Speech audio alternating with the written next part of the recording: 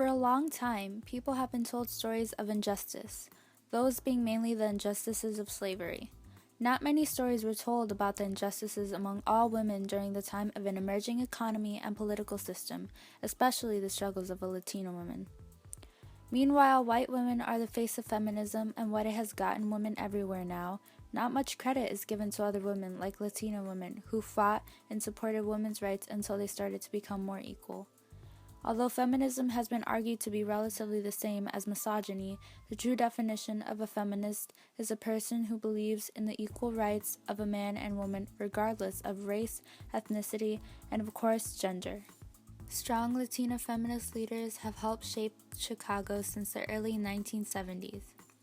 Without Latina leaders like Ruth Hammer and the group of Las Mujeres, women wouldn't have had the proper support or encouragement to go after political positions, like the way Ruth and the Women's Political Caucus supported and nominated Congresswoman Margaret Heckler for the position of United States Vice President.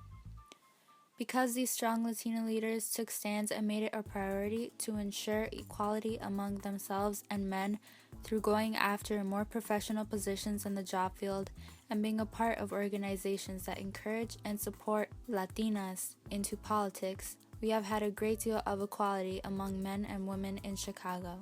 A woman who made an impact by running for congressional office is Ruth Hammer, who successfully managed the first Latina elected to public office campaign in the state of Illinois after her almost victorious win for congressional office. After that, she was the first vice chair of the National Women's Political Gatherings from 1973 to 1975. A plan of action for the women of the United States was a result of Ruth's successful presidential commission for the National Women's Meeting, which took place in Houston in 1977, just about a year after President Carter put her in charge of it. Although this is by far her most successful conference, it was not her first. One of the first conferences took place in March of 1969, and it was called the Denver Youth Conference. This conference is what led women to organize for the Latina feminist movement because this was a meeting in which discussions about what roles they would play in this movement had started being discussed. About 2 years later, in May of 1971, just over 600 Latinas met for the Mujeres por la Raza conference in Houston, Texas. People may also know the Latina feminist movement as the Chicana movement, that immediately followed the Chicano movement, which essentially gave Latinos more rights and made them more equal against primarily white men. The Chicano movement didn't benefit the Latinas the way they wanted, thus the Chicano movement came about. The Chicano movement gave credit to the men and gave more opportunities to the men, and the women believed they were not receiving as much recognition as they deserved, and they obviously wanted to uphold just as many rights as men did. So in that aspect, the Chicano movement was not fair towards Latinas. Essentially, the Chicano movement was meant to make Latinas equal to the rest of society, considering they were still being treated as a minority, while white women started gaining equality at that time. One of the most common ways to express experiences and strong opinions of equality for Latinas was literature. At the time, literature was used as means of expressions and activism. Ana Castillo is one of the most well-known authors in Chicana history. She wrote poetry and novels about her experiences being a Latina in Chicago at the time and her feminist beliefs. Chicana literature usually crosses disciplinary boundaries to convey stories in a cultural and eventually historical way.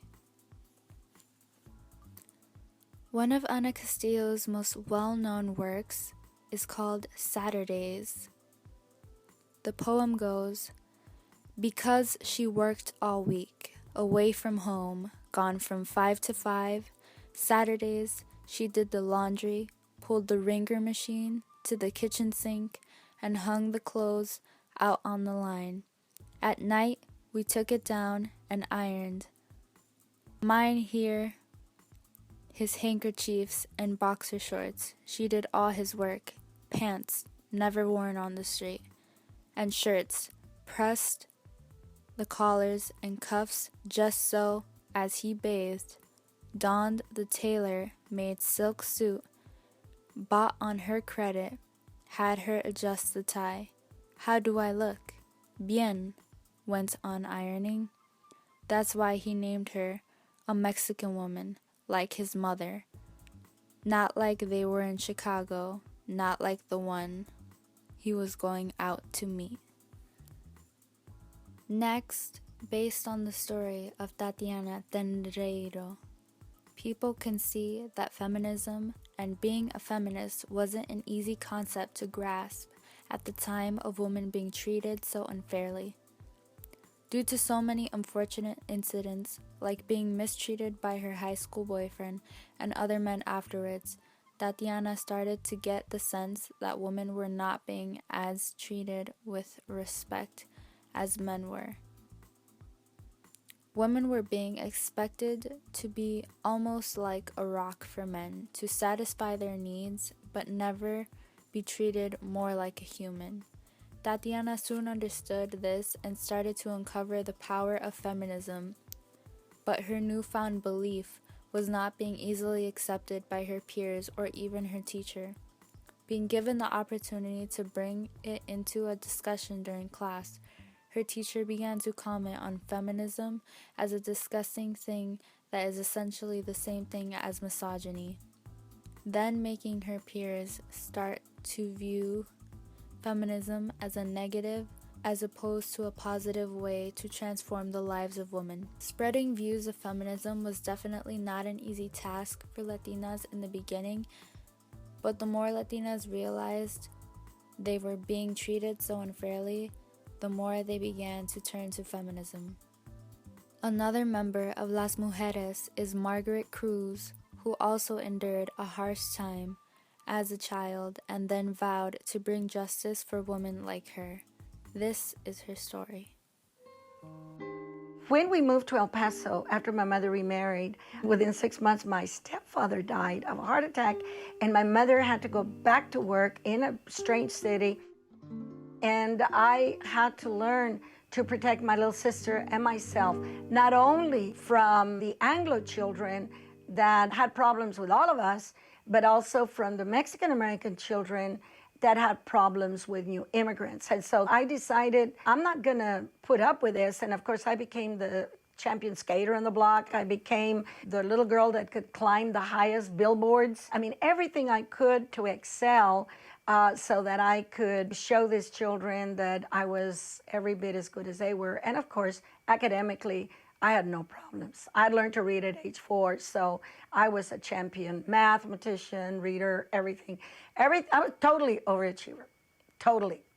And that's how I overcame my social justice issues.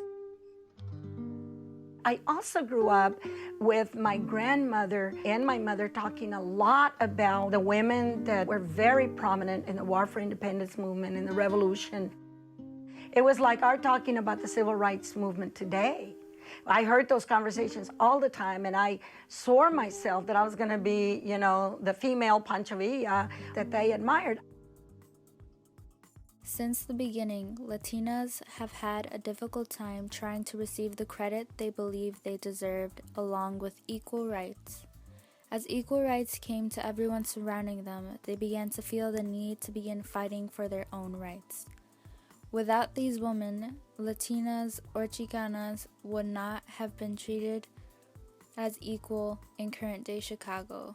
The steps made by these specific, strong Latino leaders definitely led the Latina women towards the right direction, which is why in Chicago, Latinas, and any woman for that matter, are treated with more respect and are given more opportunities than around 40 to 50 years ago.